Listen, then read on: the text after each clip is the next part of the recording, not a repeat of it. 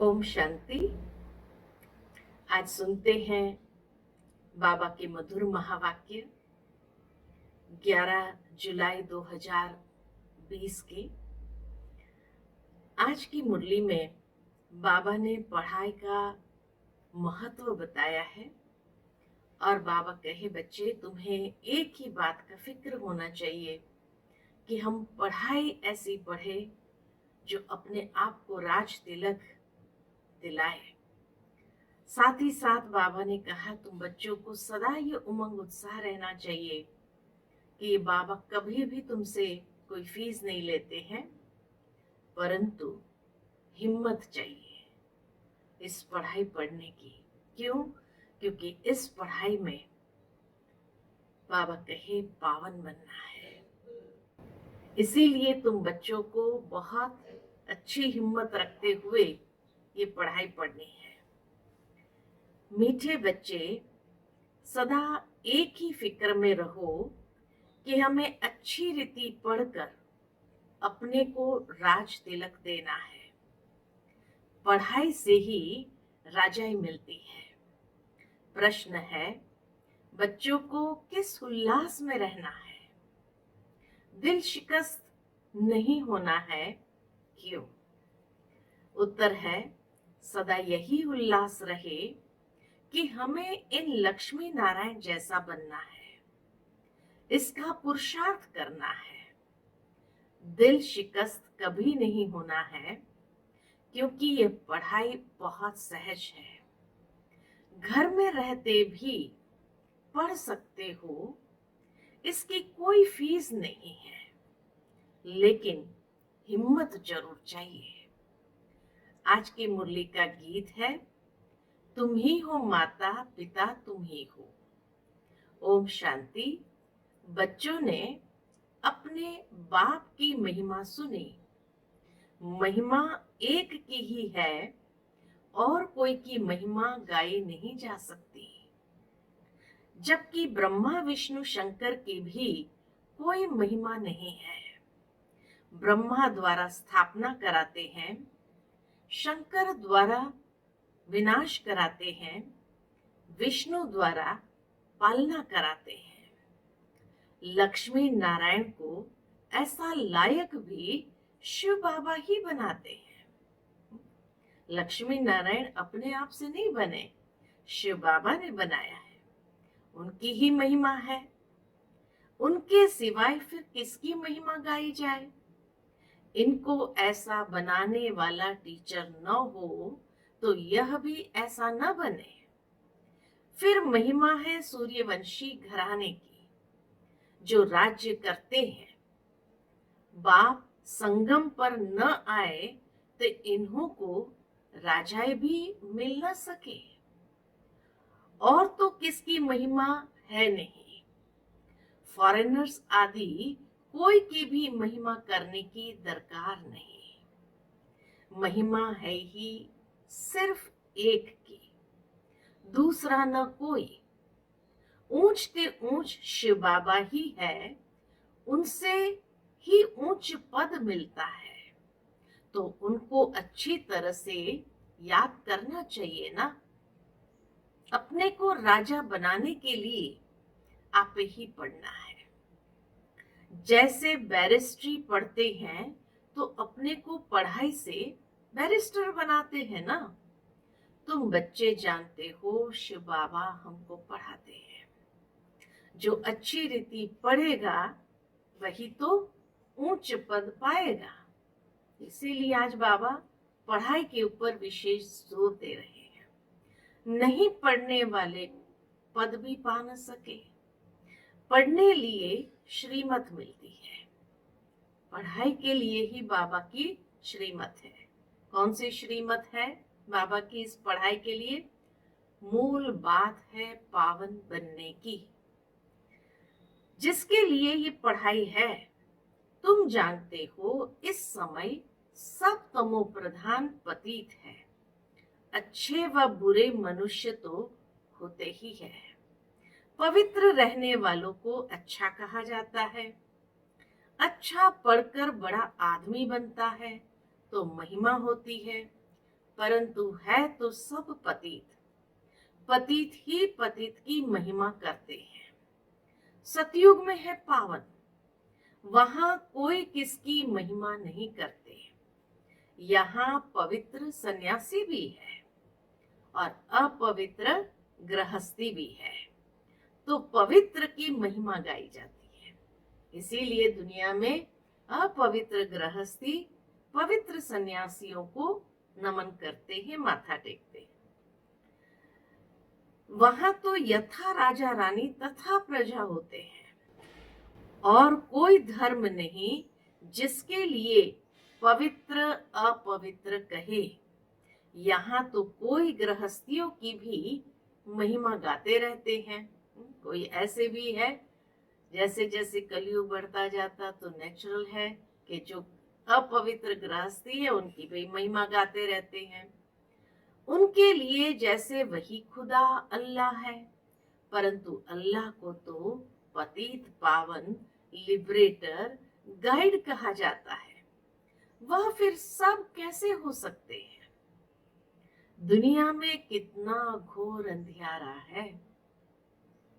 अभी तुम बच्चे समझते हो तो बच्चों को यह होना रहना चाहिए, हमको पढ़कर अपने को राजा बनाना है। जो अच्छी रीति पुरुषार्थ करेंगे वही राज तिलक पाएंगे। बच्चों को उल्लास में रहना चाहिए, हम भी लक्ष्मी नारायण जैसा बने। इसमें मूंझने की दरकार नहीं है। पुरुषार्थ करना चाहिए, दिल शिकस्त नहीं होना चाहिए। ये पढ़ाई ऐसी है, खटिया पर सोए हुए भी पढ़ सकते हैं, विलायत में रहते भी पढ़ सकते हैं। पढ़ाई कहीं भी रह करके पढ़ सकते हैं, घर में रहते भी पढ़ सकते हैं।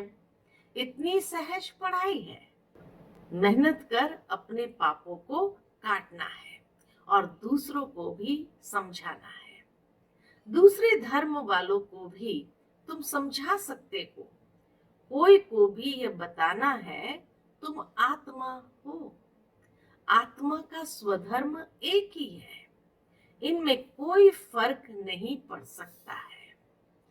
शरीर से ही अनेक धर्म होते हैं, आत्मा तो एक ही है।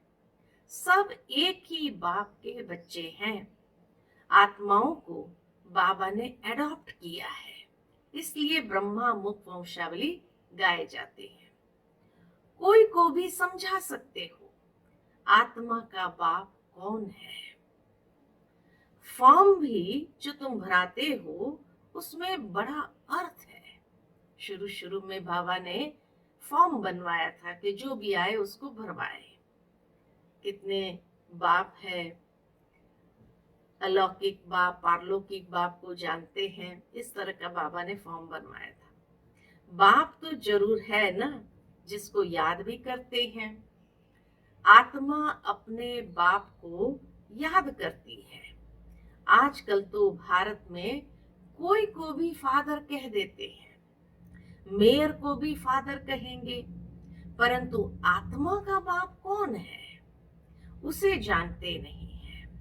गाते भी है तुम मात पिता हम बालक तेरे, परंतु वह कौन है कैसे हैं कुछ भी पता नहीं है। भारत में ही तुम मात पिता कह बुलाते हैं, बाप ही यहाँ आकर मुख वंशावली रचते हैं। भारत को ही मदर कंट्री कहा जाता है, क्योंकि यहाँ ही शिव बाबा मात पिता के रूप में पार्ट बजाते हैं।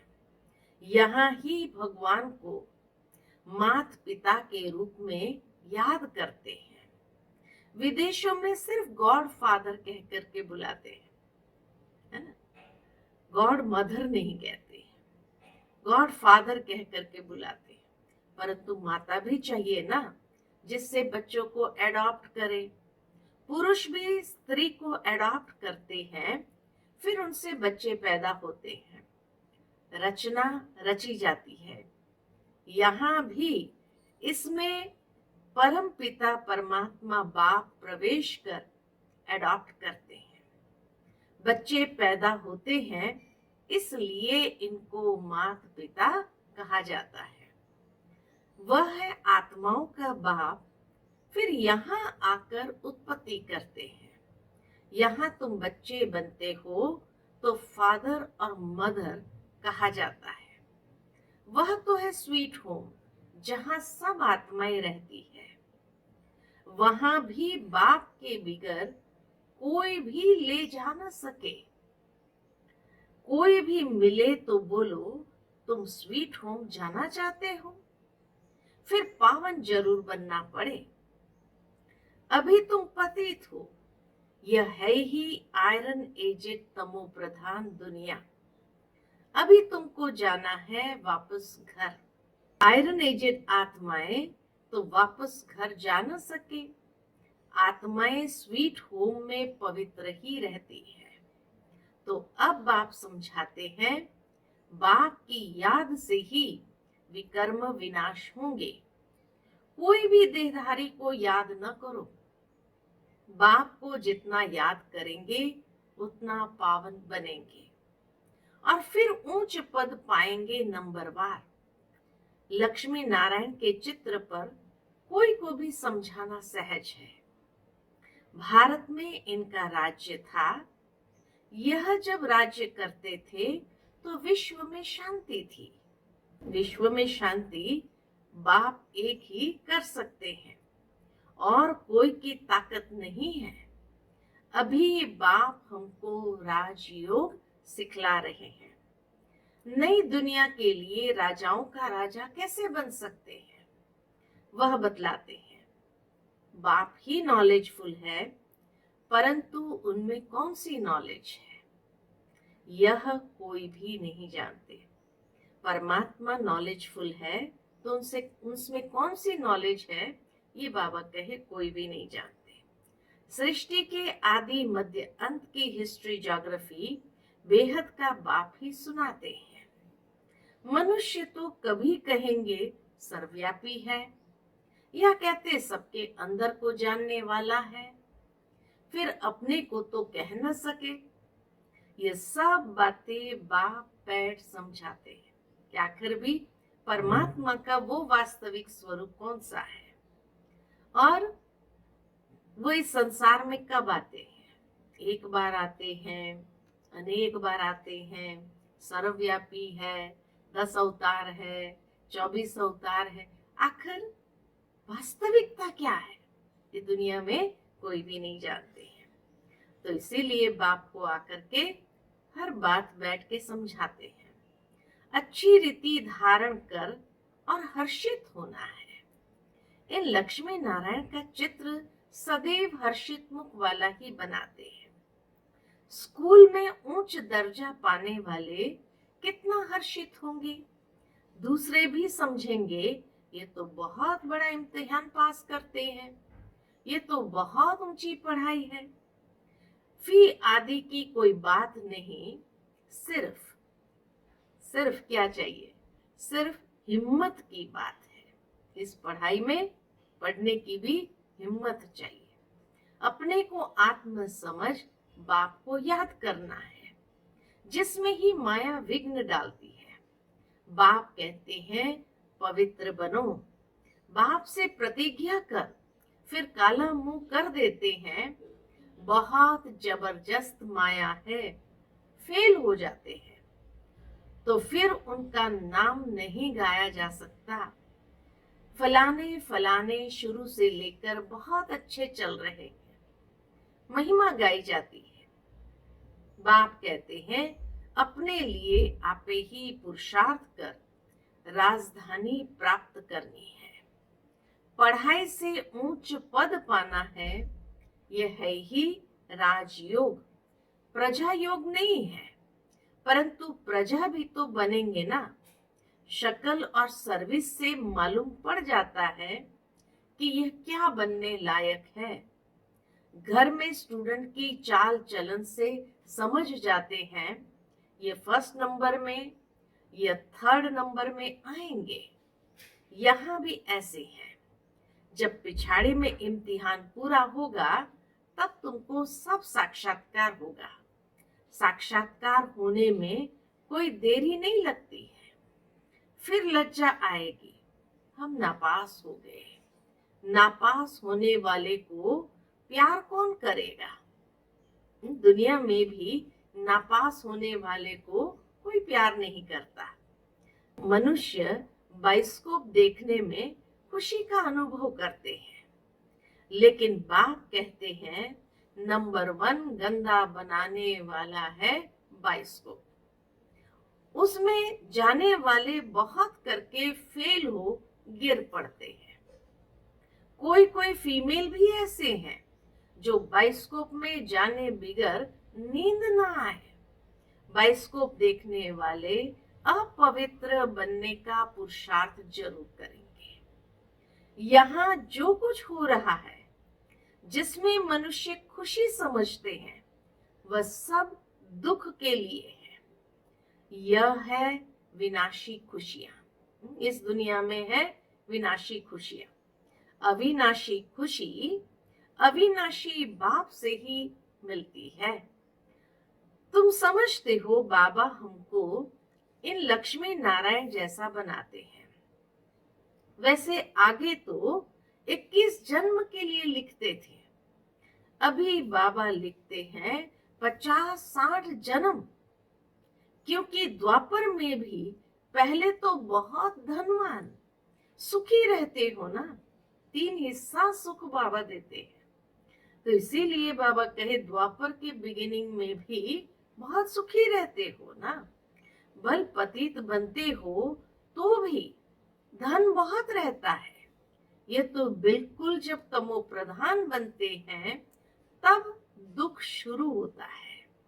पहले तो सुखी रहते हो, जब बहुत दुखी होते हो तब बाप आते हैं।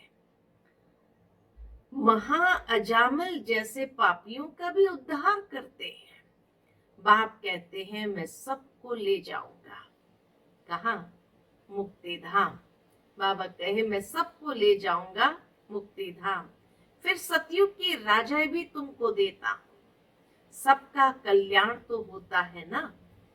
सबको अपने ठिकाने पर पहुंचा देते हैं, शांति में व सुख में। सतयुग में सबको सुख रहता है, शांति धाम में भी सुखी रहते हैं।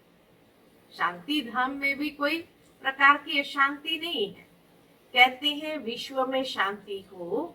बोलो इन लक्ष्मी नारायण का जब राज्य था तो विश्व में शांति थी ना।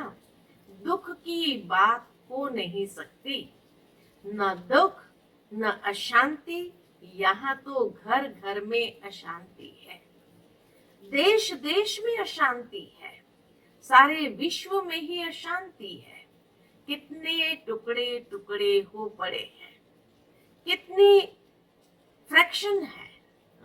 बाबा कहे दुनिया में कितने फ्रैक्शन है। 100 माइल पर भाषा अलग है। अब कहते हैं भारत की प्राचीन भाषा संस्कृत है। अब आदि सनातन धर्म का ही किसको पता नहीं है, तो फिर कैसे कहते हैं कि यह प्राचीन भाषा है? तुम बता सकते हो आदि सनातन देवी देवता धर्म कब था? तुम्हारे में भी नंबरवार है। कोई तो डलहेड भी होते हैं, देखने में भी आता है ये जैसे पत्थर बुद्धि है। अज्ञान काल में भी कहते हैं ना, हे भगवान इनकी बुद्धि का ताला खोलो। भगवान को ही कहते हैं कि हे प्रभु इनकी बुद्धि का ताला खोलो। बाप तुम सब बच्चों को ज्ञान की रोशनी देते हैं, उससे ताला खुलता जाता है।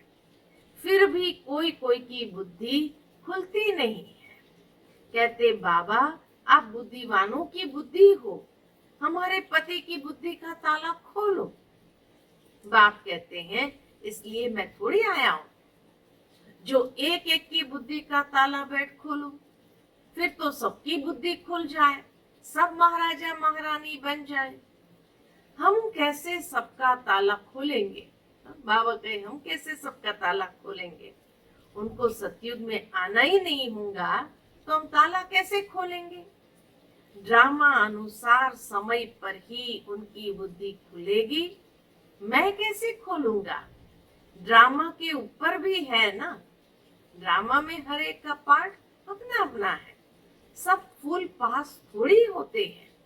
स्कूल में भी नंबरवार होते हैं। यह भी पढ़ाई है। प्रजा भी बनना है। सबका ताला खुल जाए तो प्रजा कहाँ से आएगी? यह तो कायदा नहीं है।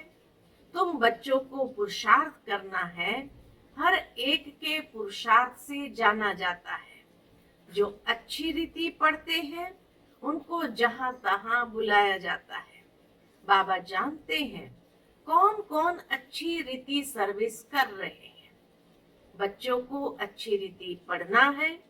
अच्छी रीति पढ़ेंगे तो घर ले जाऊंगा। बाबा का अच्छी रीति पढ़ेंगे तो घर ले जाऊंगा, फिर स्वर्ग में भेज दूंगा। नहीं तो सजाएं बहुत कड़ी है। पद भी भ्रष्ट हो जाएगा। स्टूडेंट को टीचर का शो निकालना चाहिए। गोल्डन एज में पारस बुद्धि थे, अभी है आयरन एज, तो यहाँ गोल्डन एज बुद्धि हो कैसे सकती? विश्व में शांति थी जबकि एक राज्य एक ही धर्म था। अखबार में भी तुम डाल सकते हो, भारत में जब इनका राज्य था तो विश्व में शांति थी। आखिर समझेंगे जरूर, अंत में हर कोई जरूर समझेंगे। तुम बच्चों का नाम वाला होना है। उस पढ़ाई में कितने किताब आदि पढ़ते हैं? यहाँ तो कुछ नहीं, पढ़ाई बिल्कुल सहज है। बाकी याद में अच्छे अच्छे महारथी भी फेल है। याद का जौहर नहीं होगा तो ज्ञान तलवार चलेगी नहीं। बहुत याद करे तब जौहर आए। भल बंधन में भी है, फिर भी याद करते रहते तो बहुत फायदा है। कभी बाबा को देखा भी नहीं है, याद में ही प्राण छोड़ देते हैं तो भी बहुत अच्छा पद पा सकते हैं, क्योंकि याद बहुत करते हैं। बाप की याद में प्यार के आंसू बहाते हैं, वह आंसू मोती बन जाते हैं। कितना बाबा उन बांधलियों के महिमा करते हैं कि बाबा को देखा तक नहीं, लेकिन बाबा के प्यार में आंसू बहाती है। और ऐसे बाबा की याद में अगर शरीर भी छोड़ती है तो कितना ऊंच पद पा लेते हैं। अच्छा, मीठे मीठे सिकिलदे बच्चों प्रति मात पिता बाप दादा का याद प्यार। Good morning. रूहानी बाप के रूहानी बच्चों को नमस्ते। हम रूहानी बच्चों की रूहानी माता पिता बाप दादा को याद प्यार। गुड मॉर्निंग, नमस्ते नमस्ते, शुक्रिया बाबा, शुक्रिया। आज की मुरली का धारणा का मुख्य सार है। पहली पॉइंट, अपने लिए स्वयं ही पुरुषार्थ कर उच्च पद पाना है। पढ़ाई से स्वयं को राज तिलक देना है। ज्ञान को अच्छी रीति धारण कर सदा हर्षित रहना है। दूसरी पॉइंट, ज्ञान तलवार में याद का जौहर भरना है। याद से ही बंधन काटने हैं। कभी भी गंदे बाइस्कोप देख अपने संकल्पों को अपवित्र नहीं बनाना है। आज की मुरली का वरदान है, सदा एकांत और सिमरन में व्यस्त रहने वाले बेहद के वानप्रस्थी भव। सदा एकांत और सिमरन में व्यस्त रहने वाले, बाबा की याद में जो व्यस्त रहता है वो बेहद के वानप्रस्थी भव। वर्तमान समय के प्रमाण आप सब वानप्रस्थ अवस्था के समीप हो। वानप्रस्थी कभी गुड़ियों का खेल नहीं करते हैं। वे सदा एकांत और सिमरन में रहते हैं। आप सब बेहद के वानप्रस्थी सदा एक के अंत में अर्थात निरंतर एकांत में रहो, साथ साथ एक का सिमरण करते हुए स्मृति स्वरूप बनो। सभी बच्चों प्रति बाप दादा की यही शुभ आश है कि अब बाप और बच्चे समान हो जाए। सदा याद में समाये रहो, समान बनना ही समाना है।